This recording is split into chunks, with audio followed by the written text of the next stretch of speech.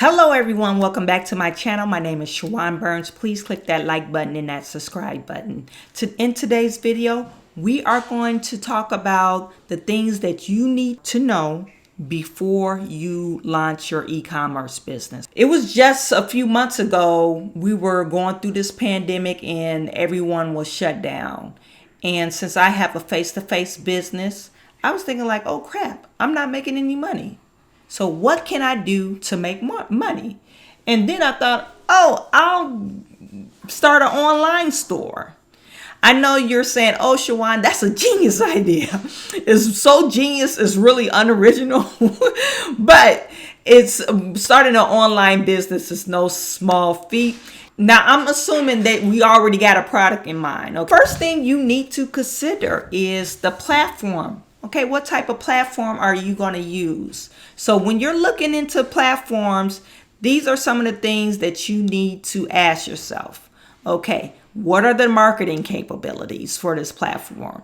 Am I able to integrate this platform or my store to my social media accounts? Some sites allow you to do that. Okay, marketing, because you have to market. I mean, you're not going to be able to make no sales if you don't market. Another thing is, what are the fees associating hosting this platform? I use Shopify. At the time, Shopify gave me 3 months free. That's pretty cool. It's not very expensive to host on Shopify, but I thought it was pretty cool because the first 3 months, I really didn't make any money anyway. So everyone has a budget, even though it might be big or small. That's something that you need to consider when you're doing your budget, okay? So once you figured out what platform you want to use, you need to figure out who will build this site for you, okay? My suggestions is to think like you shop. What are your favorite online stores to go to? How are those sites built? What does it look like? Is this an enjoyable experience? And so when you're shopping to see who's going to develop your store for you, you can ask them types of questions. Oh, what type of store have you built prior? Can I see examples? Can you send me the website for those stores? Because you don't want to get into hire somebody and you're selling food or some type of artisan type thing, and they haven't done anything in that genre. Or you might get somebody that you don't like the sites. Maybe they have tons of experience and you don't like their work. So these are the things that you need to consider. Another thing that you want to ask the potential person that you will be hiring is what is included in the cost that they're quoting you. Okay, so you might have shoes and the different sizes that you have to put that on for your shopper. So those are called variants, or different variant or types of that particular product. Are they going to include that? Now, if you shop on Fiverr, Fiverr is a great tool if you want to get somebody to build your site. You need to ask that question. How many products would you load and how many variants would you load? Are you going to put product descriptions with SEO? Those are next necessary questions that you need to ask the person that builds the site for you. Okay, how long would it take for you to build my site? Because you don't want them to, you hire somebody and they take 5 months to do the job and it should have only took them a month. Or you want a time crunch, you wanted the site up in 3 weeks and they took them a month and a half. So these are the necessary questions that you need to ask before you give somebody your money. The third thing, you need to think about the pictures. Okay, when I talked about product variants, some products need different angles. Most well-designed sites have good product imagery. Okay, so if you have good product imagery, do you have to hire a photographer to get you these good product imagery? Or does your vendor have these high-res photos that you could use to integrate in your site? Or is your product one of those products that you could take the imagery yourself and it's well enough for the customer could see them using your product or taking actually buying your product? So if you need to hire a photographer, there's a cost associated with that. Get the cost, because we want to stay on a budget, right? Because we're business owners. Okay. So the fourth thing, all the things that I mentioned, excuse my high-pitched voice, all the things that I mentioned, these first three things that I mentioned, they will be a variable cost. Okay.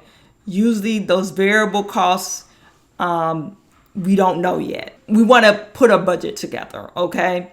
So do your research, think realistically, because launching an e-commerce business is launching a business.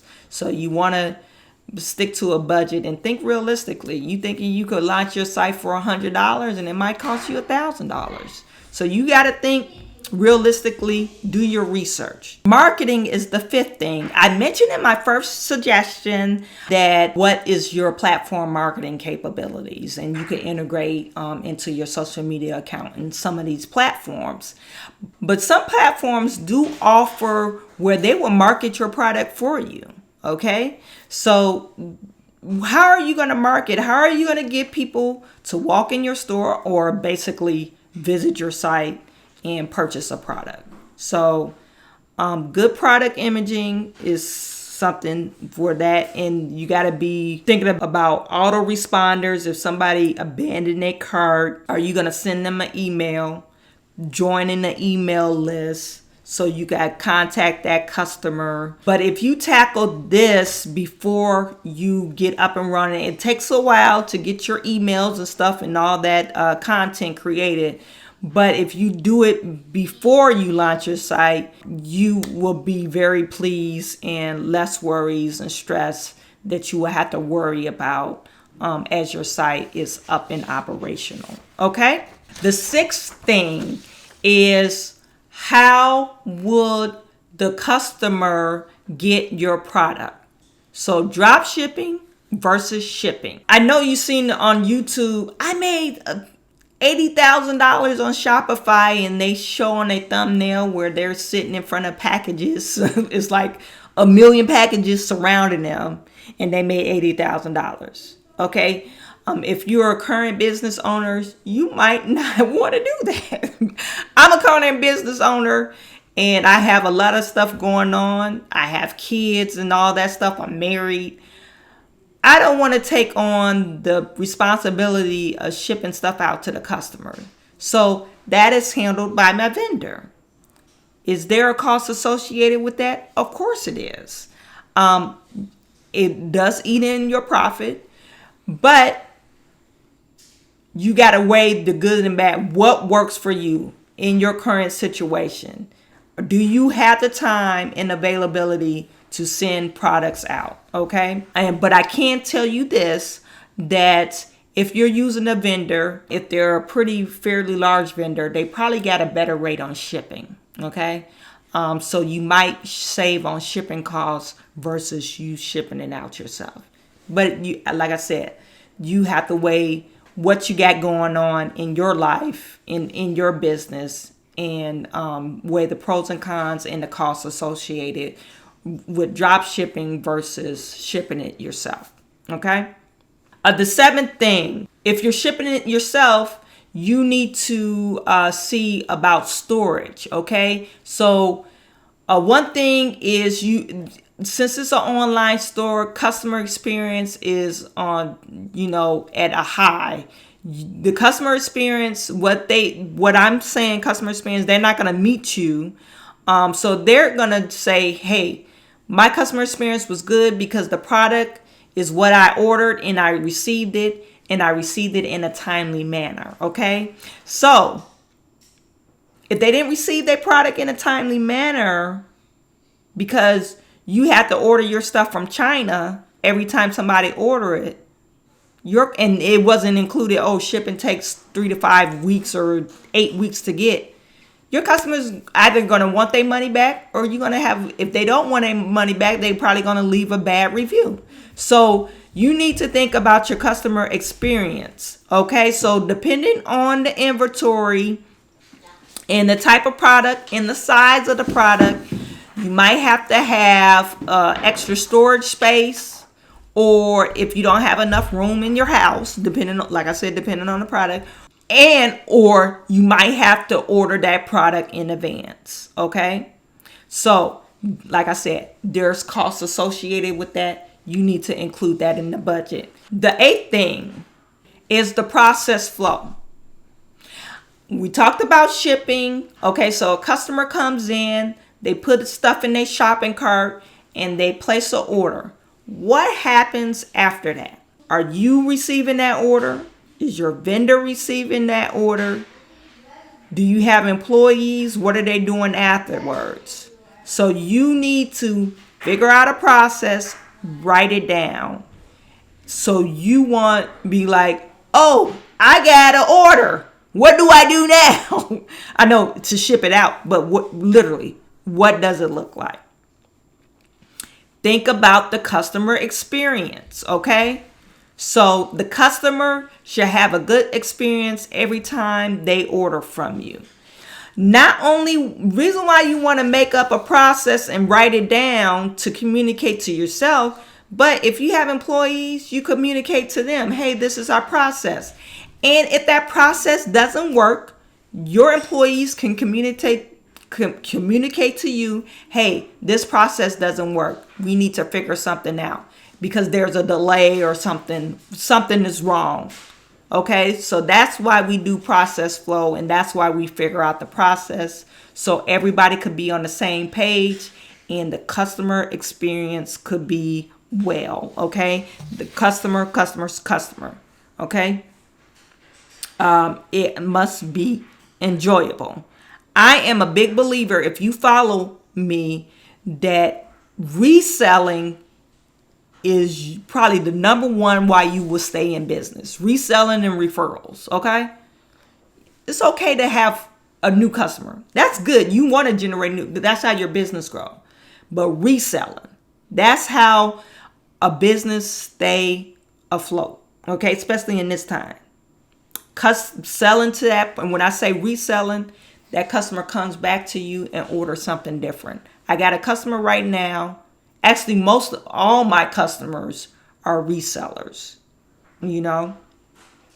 Oh, Chawanne, what about this? Oh, now I'm ready to do my dining room. Oh, now I'm ready to do my living room. Okay? So reselling is is based off of their experience. They wouldn't come to me if they had a bad experience. And you wouldn't get a person revisiting your site, ordering something if they had a bad experience. You got to make that experience joyful. So process flow is very important. What are you doing after you get an order? Okay. The 9th thing you want to do is about collecting payments. Most sites have something integrated in their system where they collect payments. Okay, so that's not what I'm saying. What I'm saying is what are the fees associated with that? Because you don't want to be, okay, I got this grand online store. People are buying from me. But where's all my money going to? Is it going to fees? Is your product priced properly? So why do it if you're not making any money? Okay, so there's our fees, and that's why we need to put in our budget, okay, how much so we could get our net profit. Okay, after they collect the money, and when I say they, your platform collect the money, where is that money going to? Do you want them to keep your money? Probably not. You want to set up an online business checking or savings account so you could actually receive your money. Okay, so if you're new to business, get a business checking account so that money that is collected on your online store could be funneled to your business. Okay, your business checking.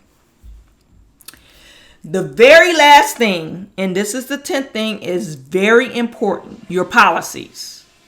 Many of you probably think, oh, I got the best product in the world. Nobody's going to ever return it, or nobody's ever going to have a problem with this because this is the best product. Okay, don't hold your breath on that, because I tell you, unless you only sell it to your friends and family, and even if you sell it to your friends and family, they might have a complaint and they might want their money back or a refund or a credit. You need to write that in the description on your website so people would know. It's very transparent. This will happen if this happened. There's no refunds. There are only exchanges. There's a restocking fee. Okay? There's a shipping fee. Be clear so your customers will know what will happen if they need to return or exchange your product. When you do that, that builds up customer trust. So the person does not have a problem making a decision whether or not to purchase an item from you. Okay? So follow these suggestions. Know these.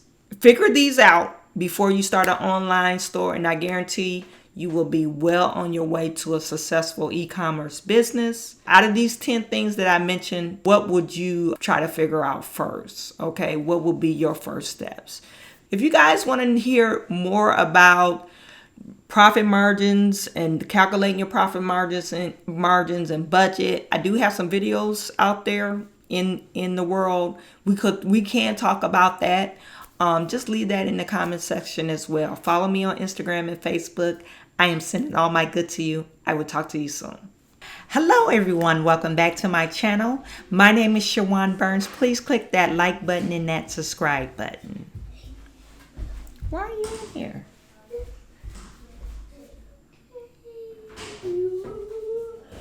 You need to be quiet, Chase. Cannon, are you done with your homework?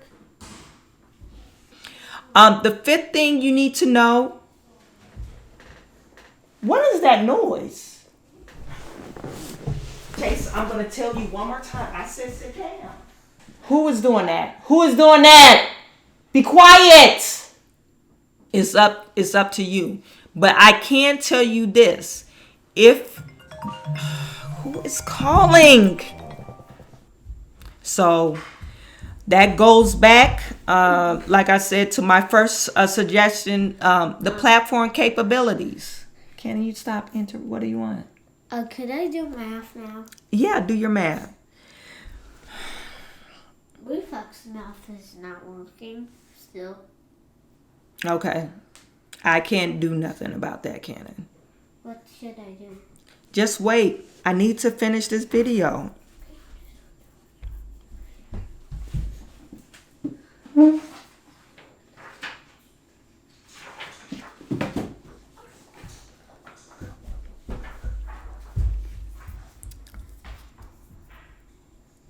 So marketing is the fifth thing that we need to know.